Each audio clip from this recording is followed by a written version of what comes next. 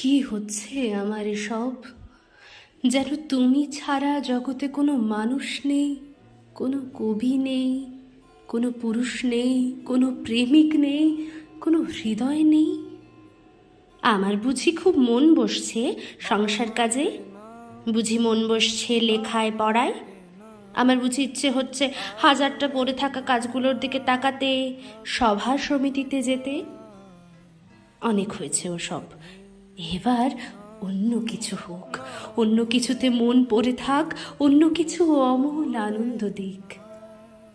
মন নিয়ে যত ঝামেলা আসলে, মন কোনো একটা জায়গায় পড়ে রইল তো পড়েই রইল। মনটাকে নিয়ে অন্য কোথাও বসন্তের রঙের মতো যে ছিটিয়ে দেব, তা হয় না। সবারই হয়তো সব কিছু হয় না, আমার যা হয় না তা হয় না।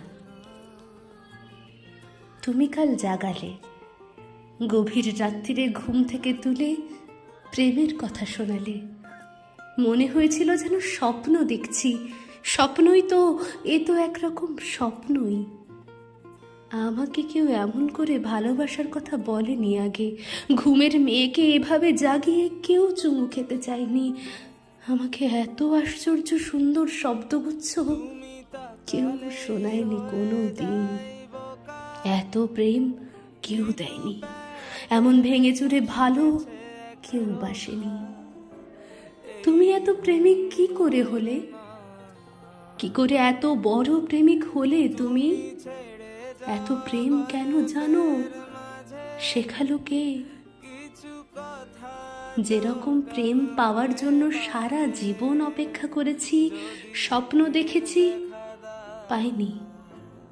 আর এই শেষ বয়সে এসে যখন এই শরীর খেয়ে নিচ্ছে 101টা অসুখ পোকা, যখন মরে যাব, যখন মরে যাচ্ছি, তখন যদি থোকা থোকা প্রেম এসে ঘর ভরিয়ে দেয়,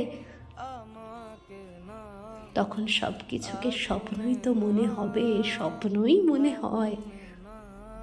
তোমাকে অনেক সময় রক্ত মাংসের মানুষ বলে মনে হয় না। হঠাৎ ঝড়ে উড়ে হৃদয়ের উঠোনে যেন অনেক প্রত্যাশিত, অনেক কালের দেখা স্বপ্ন এসে দাঁড়ালে।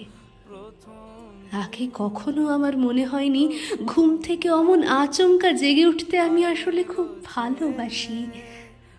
আগে কখনো আমার মনে হয়নি কিছু উষ্ণ শব্দ আমার শীতলতাকে একেবারে পাহাড়ের চূড়োয় পাঠিয়ে দিতে পারে।